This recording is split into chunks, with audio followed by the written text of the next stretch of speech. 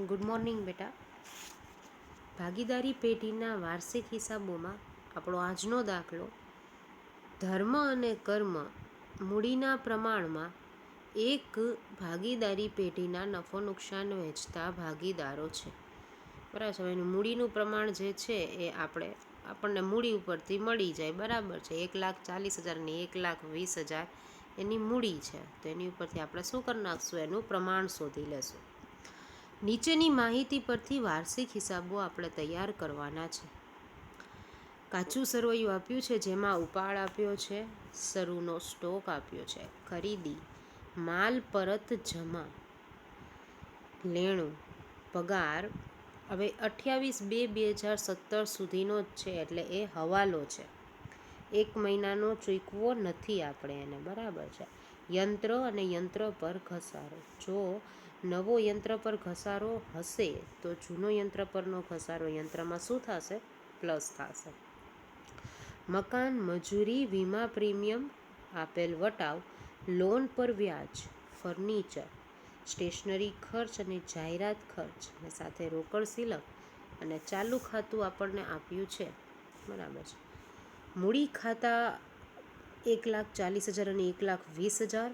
વેચાણ, માલ પરત ઉધાર, દેવું, મજૂરીના બાકી દેવા અથવા તો ચૂકવવાની બાકી મજૂરી બે એક જ થાય. ધર્મની લોન, મળેલ વટાવ, બેંક ઓવરડ્રાફ્ટ અને ચાલુ ખાતું કર્મનું આપેલું છે. કાચા સરવૈયામાં ચાલુ ખાતાની બાકી આપેલ છે, માટે ભાગીદારી પેઢીમાં સ્થિર મૂડી ખાતા રાખવાની પદ્ધતિ અપનાવે છે તેમ માની લેવું જોઈએ અને આપણે ચાલુ ખાતા તૈયાર કરવા પડશે. તો આપણે એક વસ્તુ બનાવશું વેપાર ખાતું, પછી આપણે બનાવશું નફા નુકસાન ખાતું, નફા નુકસાન ફાળવણી ખાતું, ભાગીદારોના ચાલુ મૂડી ખાતા અને પછી પાકું સરવૈયું. હવાલાની વાતચીત કરીએ તો હવાલામાં આપણને કીધું કે આખો સ્ટોક ₹21,000 છે, જેમાં સ્ટેશનરી સ્ટોક 2,000 સમાયેલ છે. યંત્ર પર ઘસારાનો દર વધારીને 10% કરવાનો છે. 1,000નું ઉધાર વેચાણ ભૂલથી ખરીદ પરત નોંધમાં નોંધાયું છે. જાહેરાત ખર્ચનો 1/4 ભાગ આવતા વર્ષ માટે લઈ જવાનો છે. બહુ ઇઝી દાખલા છે, અને મતલબ કે ઇઝી હવાલા છે. ચલો જોઈએ આપણે. સૌથી પહેલાં તો પોસ્ટિંગ કરી નાખીએ. તો કે ઉપાડ આપણને આપેલો છે. બરાબર છે. તો ઉપાડ આપણે લખશું મૂડી ખાતામાં, ચાલુ મૂડી ખાતામાં. બરાબર છે. 7,500 અને 5,000. શરૂઆતનો સ્ટોક વેપાર ખાતામાં ઉધાર બાજુ 15,000. ખરીદી પણ ત્યાં જ, અને એમાંથી બાદ માલ પરત ઉધાર. બરાબર છે. અને ત્રીજા નંબરનો જે હવાલો છે તેના માટે આપણે જગ્યાને લીવ કરી નાખશું. લેણું આપણને આપેલું છે, એટલે કે દેવાદારો. દેવાદારો આપણી પાસે છે 27,400. પગાર, નફા નુકસાન ખાતાની ઉધાર બાજુ 13,200. યંત્રો અને યંત્ર પર ઘસારો. હવે યંત્ર પર નવો ઘસારો છે, એટલે યંત્ર પર કાચા સરવૈયાનો જે ઘસારો છે એ આપણે પ્લસ કરી નાખશું, એટલે 78,000 પર નવો ઘસારો ગણવાનો થશે. મકાન આઉટર કોલમમાં, ફર્નિચર પણ આઉટર કોલમમાં લખી નાખીએ સાથે. મજૂરી જે આપણને આપી છે તે વેપાર ખાતામાં લખવાની થશે. વીમા પ્રીમિયમ જે આપણે લખશું નફા નુકસાન ખાતાની ઉધાર બાજુ. આપેલ વટાવ 3,200. લોન પર વ્યાજ જે 1,200 છે આપણી પાસે. બરાબર છે. જે ઇન્ટરનલ કોલમમાં લખશું એ લોન પર વ્યાજ, એટલે ધર્મની લોન પરનું જ વ્યાજ છે. ફર્નિચરની નોંધ કરી નાખી. સ્ટેશનરી ખર્ચમાંથી સ્ટેશનરી સ્ટોકને આપણે બાદ કરશું. જાહેરાત ખર્ચ પણ ઇન્ટરનલ કોલમમાં હવાલો છે. રોકડ સિલક પાકા સરવૈયામાં મિલકત લેણા બાજુ. અને ચાલુ ખાતું જે આપ્યું છે ધર્મનું. બરાબર છે.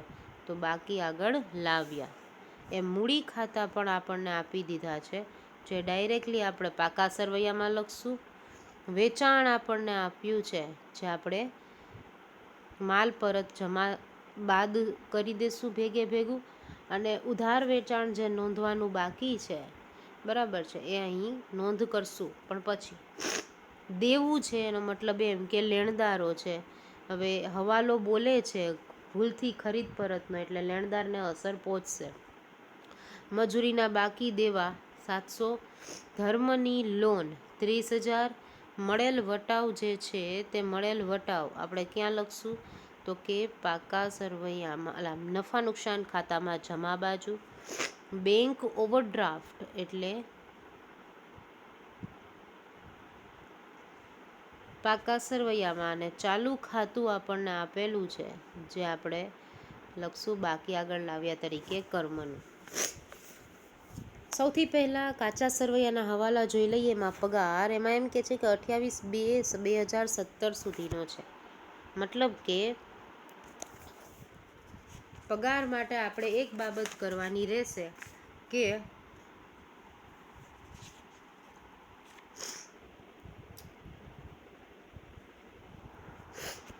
આપણી પાસે ટોટલ પગાર જે છે એ ટોટલ પગાર 13,200નો છે.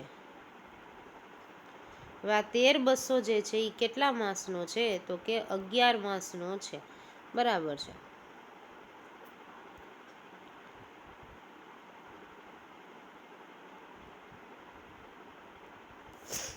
તો પર મંથનો કેટલો થયો આપણી પાસે? તો કે 1200 થયો. કેટલો થયો? 1200. એટલે અહીંયા જે 1200 આવ્યા તે આ રીતે આવશે. બરાબર છે કે 13,200 ભાગ્યા 11 મહિના, કારણ કે 1 મહિનાનો ચૂકવવાનો બાકી છે. જે 1 મહિનાનો ચૂકવવાનો જે બાકી છે એ 1 મહિનાના નો કેટલો થશે? તો કે 1200. અને એની સાથે આપણે એની બીજી જગ્યાએ ઇફેક્ટ આપશું. તો કઈ જગ્યાએ આપશું આપણે એની ઇફેક્ટ? પાકા સરવૈયાની અંદર ચૂકવવાનો બાકી પગાર. એનાથી આગળ વધીએ આપણે. લોન પર વ્યાજની વાત કરવામાં આવી છે. તો ધર્મની લોન પર વ્યાજની ગણતરી 6% લેખે 1 વર્ષનું વ્યાજ ગણાય. કારણ કે લોનની તારીખ જે છે એ આપવામાં આવી નથી, અને સાથે સાથે કોઈ બાબતની ચોખવટ નથી. એટલે શું કરશું? તો કે 30,000ના 6% કરીએ એટલે 1,800 કુલ વ્યાજ મળે. પરંતુ કુલ વ્યાજમાંથી આપણે ચૂકવેલ વ્યાજ કેટલું છે? તો કે 1200નું તો ચૂકવેલ વ્યાજ છે. તો ચૂકવવાનું બાકી વ્યાજ કેટલું થશે? તો કે 600 રૂપિયા ચૂકવવાનું બાકી વ્યાજ થશે. બરાબર છે. તો ચૂકવવાનું બાકી લોન પર વ્યાજ એટલે મૂડી દેવા બાજુ 600, અને સાથે સાથે નફા નુકસાન ખાતાની ઉધાર બાજુ, બરાબર છે, ચૂકવવાનું બાકી વ્યાજ 600 રૂપિયા. આ સાથે ઇન્ટરનલ હવાલા જેટલા છે એડજસ્ટમેન્ટ એ પૂરા થાય છે. આપણે આગળ વધીએ. આખર સ્ટોક 21,000 છે, જેમાં સ્ટેશનરી સ્ટોક 2,000 સમાવેશ થયેલો છે. અચ્છા, તો આખર સ્ટોક તો રિયલ કેટલો થયો? બરાબર છે કે આખર સ્ટોકમાં સ્ટેશનરી સ્ટોક સમાવેશ થયેલ છે. તેથી આખર માલ સ્ટોકની સાચી કિંમત શોધવા માટે આપણે શું કરવું પડે? તો કે કુલ આખર સ્ટોકમાંથી આપણે બાદ કરી નાખશું સ્ટેશનરી સ્ટોક. એટલે 19,000 જે છે એ આપણો આ વર્ષનો જે આખર સ્ટોક કહી શકાય, જેની એક અસર આવશે વેપાર ખાતામાં જમા બાજુ, અને બીજી અસર આવશે મિલકત લેણા બાજુ. સાથે સાથે જે સ્ટેશનરી સ્ટોક છે, બરાબર છે, જે 2,000નો છે, એ 2,000નો સ્ટેશનરી સ્ટોક સ્ટેશનરી ખર્ચમાંથી બાદ થશે, કારણ કે એટલો જે સ્ટેશનરી ખર્ચ છે એ ઘટશે. અને આ સ્ટેશનરીનો જે આખર સ્ટોક છે એની બીજી અસર પાકા સરવૈયામાં મિલકત લેણા બાજુ લખાશે. નેક્સ્ટ કે છે યંત્ર પર ઘસારાનો દર વધારીને 10% કરવો. બરાબર છે, વાંધો નહીં. તો એને કંઈ યંત્ર જે છે, યંત્ર પર સૌથી પહેલાં જૂનો ઘસારો પ્લસ કરી દઈએ એટલે 78,000. 78,000 પર 10% લેખે એટલે 7,800, અને 70,200 આઉટર કોલમમાં. અને એની સાથે સાથે આપણને એક બાબત કે નફા નુકસાન ખાતાની ઉધાર બાજુ યંત્રનો ઘસારો 7,800. ₹1000નું ઉધાર વેચાણ ભૂલથી ખરીદ પરત નોંધમાં નોંધાયું છે, મતલબ વેચાણ નોંધવાનું રહી ગયું છે, તો વેચાણની અંદર પ્લસ થશે. સાથે સાથે આપણા જે દેવાદારો છે એ દેવાદારની અંદર પણ શું થશે? પ્લસ થશે.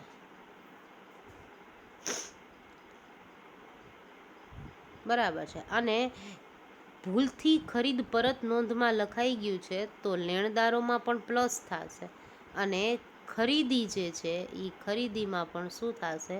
પ્લસ થશે. ચારે ચાર જગ્યાએ પ્લસ થશે. શું કામ ને? તો કે ખરીદ પરત છે એટલા માટે. ખાલી ખરીદી હોત તો ખરીદીમાંથી અને લેણદારોમાંથી બાદ થાય અને વેચાણ અને દેવાદારમાં પ્લસ થાય, પરંતુ ખરીદ પરત છે એટલે બધામાંથી શું થશે? બાદ થશે. બરાબર. આગળ વધી આપણને એમ કે છે કે જાહેરાત ખર્ચ 1/4 ભાગ આવતા વર્ષ માટે લઈ જવાનો છે. તો જાહેરાત ખર્ચ જે છે એ જાહેરાત ખર્ચ આપણી પાસે છે 36,000નો. એના 1/4 કરીએ એટલે 9,000. તો 9,000 જે છે એ માંડી વાળેલ જાહેરાત ખર્ચ છે. દર વર્ષે 9,000નો ખર્ચો લાગુ પડશે. તો એક તો બાદ થશે અને બીજી અસર આપણે એને આપવાની થશે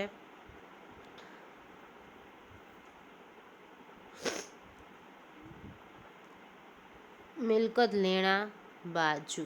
બરાબર છે. અને અહીં દાખલો જે છે એ શું થાય છે? તો કે સંપૂર્ણ થાય છે. હવે શું કરશું?